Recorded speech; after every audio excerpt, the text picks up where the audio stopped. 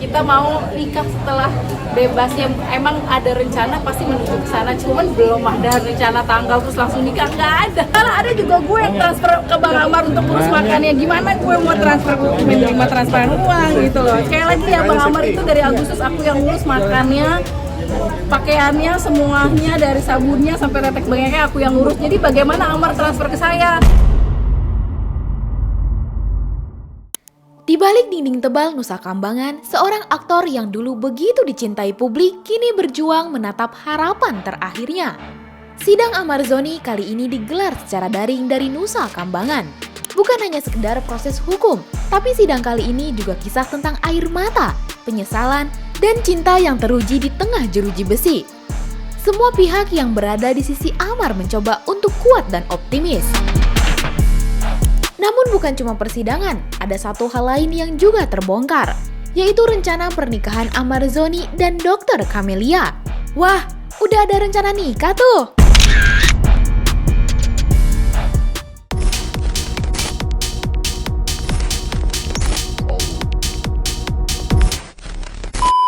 Sidang terbaru kasus obat terlarang yang menjerat Amar Zoni kini digelar secara online. Hakim, jaksa, dan kuasa hukum Amar hadir di ruang sidang.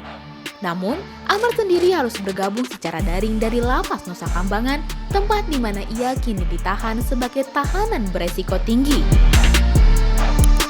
Dalam layar kecil yang menampilkan wajahnya, Amar terlihat berusaha tersenyum dan menampakkan versi dirinya yang baik-baik saja. Ia mengikuti jalannya sidang dengan tenang, tapi menahan sesuatu yang sulit dijelaskan.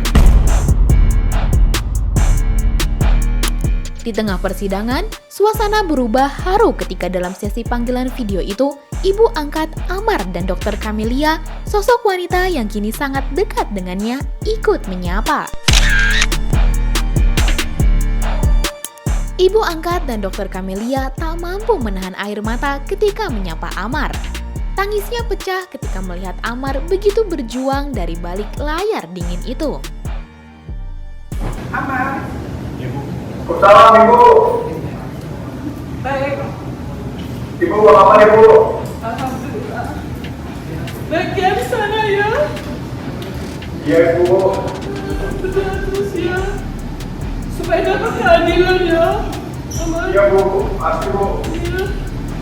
Kuatkan hatimu ya Amar. Iya Bu. Ini ada dokter juga. Iya Bu. Makasih ya Bu ya. Iya. Dokter masih ada di sini. Ini dokter nih, dokter bikin lihat nih.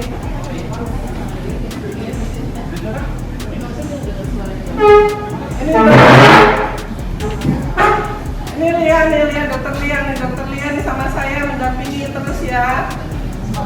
Terus ini ya Bu. Iya saya.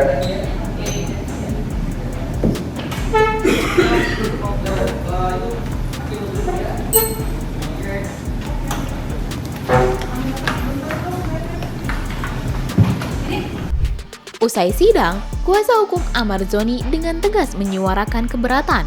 Ia menilai bahwa sidang jarak jauh ini justru memperberat posisi kliennya dan menghambat komunikasi.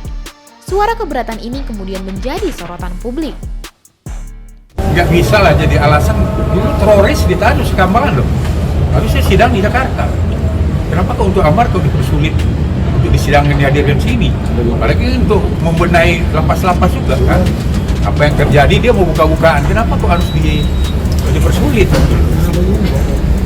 Biar masyarakat tahu semua. Jadi alasannya kalau alasan tadi dia kurang puas lah. Iya, itu dulu alasan yang dijadikan itu kan waktu COVID. Sekarang COVID kan nggak ada lagi. Bencana alam juga nggak ada. Apa? Yang lain pun sudah kebuka kan. Hari SM juga. Di luar persidangan, Dr. Camelia akhirnya buka suara. Ia menegaskan bahwa kondisi Amar baik-baik saja di Nusa Kambangan, meski jarang berkomunikasi karena pengawasan yang sangat ketat. Ya lega lah, jadi bisa tahu kabarnya tadi dari persidangan ya, kita lihat sendiri juga, alhamdulillah sehat. Cuman Emang kurang setuju aja sih ke sidangnya di sana karena komunikasinya jadi susah. Dan sama Om John aja tuh H-1 baru dihubungin loh dari pihak Nusa Kambangan. Jadi bagaimana mau persiapan sidang gitu loh kalau dihubunginnya aja susah gitu. Terlihat fisiknya seperti apa? Sehat kok, tadi aku ngeliatnya.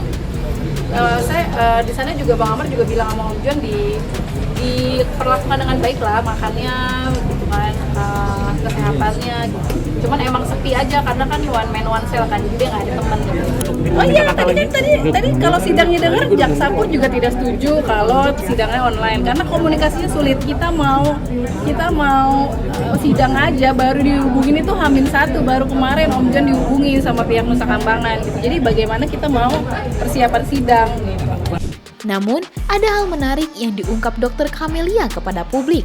Ia bercerita bahwa Amar sempat menitipkan beberapa barang di rumahnya, dan dari situlah muncul isu bahwa mereka akan segera menikah. Bahkan, Ustadz Dery Sulaiman pun sempat menduga hal yang sama. Meski begitu, publik menangkap sesuatu yang lebih dalam. Itu dititipinnya itu di rumah kakak angkatnya dia namanya Uni Dwi. Nah, Bang Amar minta dipindahin ke rumah aku aja. Udah jadi dikirimin dari kakak angkatnya dia Uni Dwi itu ke rumah aku gitu doang. Mungkin aku cerita sama Ustadz Dery mikirnya ya udah enggak lah, pokoknya sekarang konsen dulu di persidangan Bang Amar sampai selesai ya kan, mudah-mudahan lancar, mudah-mudahan ditambah lagi hukumannya itu aja, mudah-mudahan Bang Amar bisa direhab aja sih hukumannya. Udah ya? komunikasi Dok sama Bang Amar? Belum, kan aku bilang makanya aksesnya susah. Bang John aja sebelum sidang aja tuh baru sekali hari Rabu baru dihubungin Om John sama pihak Nusa Kambangan kan, makanya kita sangat-sangat keberatan, jadi kan nggak bisa komunikasi antara PH dan Bang Amar gitu. Sebenarnya kalau aku sih nggak jadi masalah, cuman kan bagaimana komunikasinya dengan PH. Kalau mau persidangan aja H-1 baru dihubungin sama pihak Nusa Kambangan tuh H-1 kemarin. Pertama hubungin saya karena Bang Amar kan taunya nomor telepon saya kan. Nah pihak Nusa Kambangan itu minta nomor telepon PH-nya Bang Amar. Jadi aku cerita sama Ustadz Dery kalau barangnya Bang Amar itu dipindahkan ke rumah saya dari kakak angkatnya dia. Jadi dipikirnya kita mau nikah setelah bebas, ya emang ada rencana pasti menuju ke sana, cuman belum ada rencana tanggal terus langsung nikah, nggak ada sama sekali. Oke? Udah kita rencana buat nikah segala macam. Mungkin emang Bang Amarnya udah ngomong Ustadz Dery mau nikah, cuman sayanya nantilah urus ini dulu gitu. Camelia tampak begitu peduli, seolah lebih dari sekedar teman.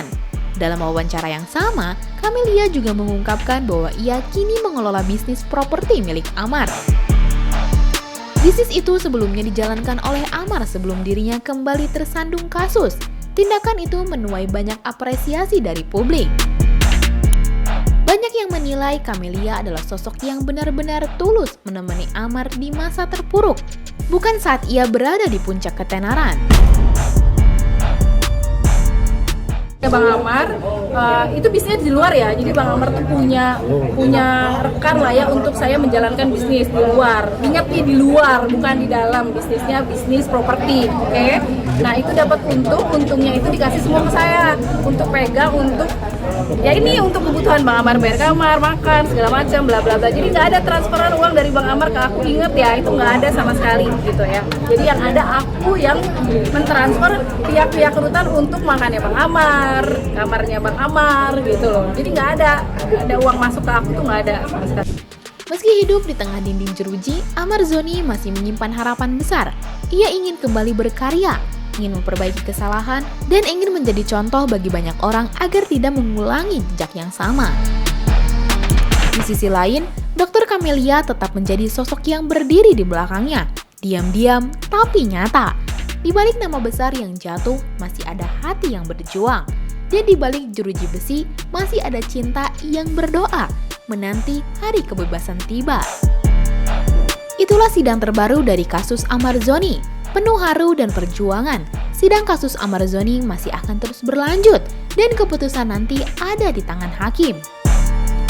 Kita doakan saja semoga Amar bisa mendapat keadilan yang ia dan keluarganya inginkan. Jika bersalah pun, semoga bukti-buktinya bisa dipertanggungjawabkan. Bagaimana menurut kamu? Apakah Amar layak diberi kesempatan kedua? Coba tulis pendapat kamu di kolom komentar ya.